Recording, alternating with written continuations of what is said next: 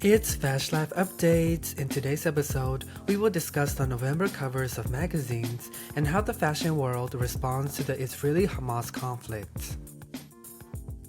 Hey everyone, it's Pelly. Thank you so much for joining me today. I hope you're doing well. Welcome back to FashLife Updates, the series keeping you updated on everything fashion. We're really gonna be getting into it today. Today's top story is all the November covers that just been announced, including the British Vogue tribute to Vogue House. More on that later on. For our discussion, it's gonna be a very hard topic. We're gonna be discussing the Israeli-Hamas conflict and how the fashion world reacted.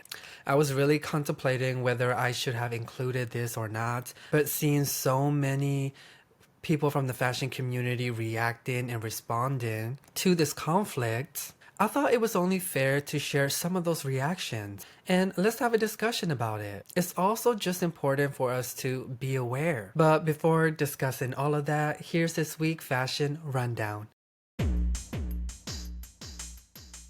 Moschino has their new creative director, and it's David Di Rene, an Italian designer who spent the last 2 decades working under Gucci. He'll be making his debut for Moschino next year in February during the Fall-Winter Milan Fashion Week. Victoria's Secret was in the news this week after it was reported that the brand saw a 5% dip in revenue, causing several opinion pieces about them to be published. Many noted their woke and feminist tactic that failed them. According to CNN, the president of the brand said they want to improve profitability by investing in new categories. They also said sexiness can celebrate the diverse experiences of our customers, and that's what we're focused on. So even though there are these opinion pieces that say the brand is ditching their woke tactic, the president of the brand says otherwise. And the article also notes that the design of the store might look different in the future, as they're planning to change the layout and ambience of the store. Moving on to a past Victoria's Secret model, Bella Hadid went viral after being seen with a cowboy. The cowboy in question is Aiden Banuelos, a horse rider and trainer. The couple was seen in Texas strolling through the streets and looking very comfortable. On to more glamorous thing. Glamour magazine held their Women of the Year award that was attended by Halle Bailey, Lily Allen, and America Ferrera, while Heavens by Marc Jacobs and Doc Martens goes grunge for a collaboration, which makes sense for Heaven as they also did a Donnie Darko inspired collection. One cool thing I need to share is this blazer by Danish fashion brand Johnny. They team up with Mexican biomaterial company Polybion to create this blazer that was made from bacterial circulose. They really took the faux leather idea to the extreme. And lastly, Linda Evangelista was on The View, where she opened up about breast cancer and her pet peeves on the current fashion industry. Let's watch. But, so your question was the difference between now? Yes. Well, I have a pet peeve, a big one. I think post-production is the devil. I think filters and retouching are the devil. Back in the day, when we did a photograph, yes, we cheated. We tied our belt so tight and then put Coke cans in the back to cinch our waist. We held reflectors to, take out the bags. But these are good tips. right. Yeah, I was going to say, you got to write that walk down. around with a reflector. But they didn't retouch the photo. Like we did it like perfectly on set, and what you saw was what you got. And today, it's like no matter what happens on set, like a button will pop off and they'll say, don't worry, we'll put it on later. Oh, yeah. Your eyelash will be hanging off and they're like, don't worry, we'll fix it later. It's like everything is fixed later and like all the magic and soul is disappeared. The artistry. Yeah. The artistry. Well, it gives the wrong. For the discussion portion, let me begin with Linda because I couldn't agree more. She is so right. There's so much post-production work and dependent on that post-production work.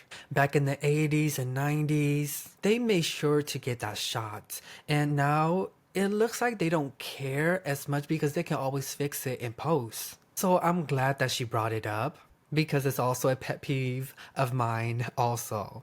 Next, I want to talk about Victoria's Secret. I don't think anyone is surprised that they saw a decline in revenue. But what's kind of frustrating me is them not changing who's in power. The creative director, the president, and the designer are all men. And I believe you need a woman in one of these positions, especially the creative director or the president, because they will understand what a woman wants, needs, or are looking for. They have all these resources and data, but aren't even using it to their full potential.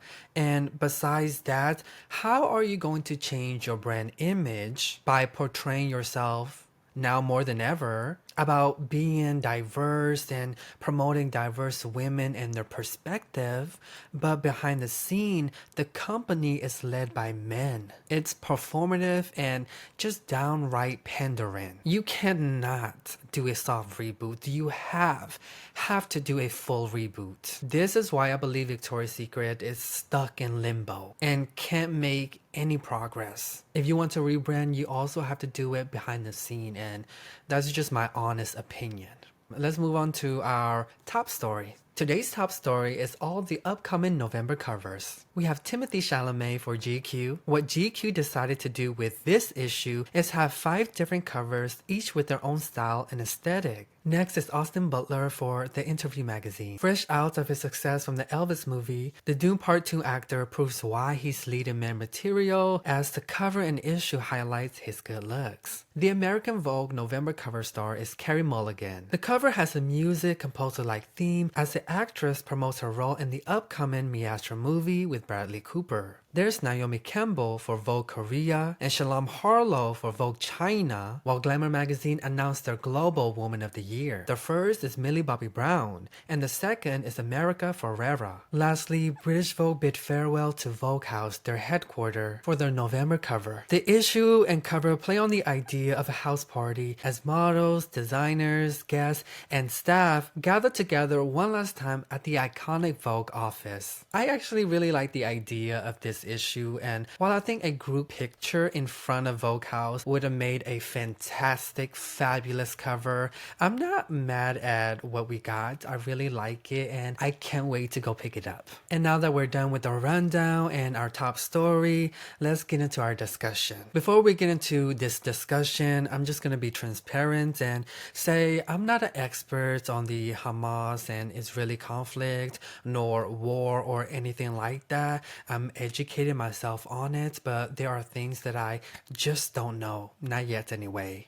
And this discussion is not about calling people out or canceling people. I'm just providing you with the information. And with that being said, let's begin. The first time I ever heard about this conflict was actually through Bella Hadid. She is half Palestinian and has been very vocal about the Free Palestinian movement. I remember her talking about how she not only lost brand deals and business opportunities, but she also lost relationships as well. Back in 2021, Bella, Gigi, and Dua Lipa was caught up in a controversy because of a advertisement that was featured in an issue of the New York Times. The advertisement, which looked like an article, accused them of basically vilifying Israel. I think it was supposed to be damage control and to undermine their message because they all spoke out about the conflict. It was basically a smear ad to make those ladies look bad, but that didn't stop them from continuing to speak out. So why am I even bringing them up? Well, first, Bella, Gigi, the Hadid are some of the most well-known Palestinian in the world,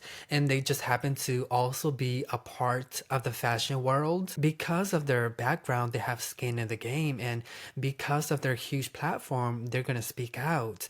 But unfortunately, all of that makes them a huge target. The official Israel government Instagram called Gigi out for a story post. The family also got their phone number leaked and has been receiving a ton of death threats. Gigi has been the most vocal, and for that has received a lot of backlash from a lot of different people. Just right after the most recent attack, and when a lot of people were posting pray for Israel and stuff like that, Gigi made a post that basically tried to not vilify any innocent people going through the conflict.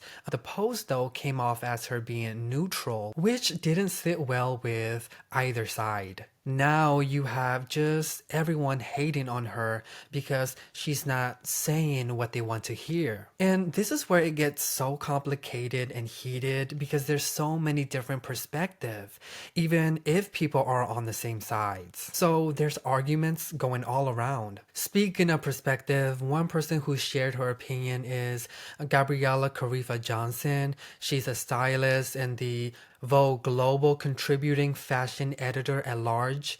Sometimes I think they just make these titles up just to make it up. But anyway, she went on a rant on social media to the point where she shares screenshots of a message she got back with somebody also in the industry.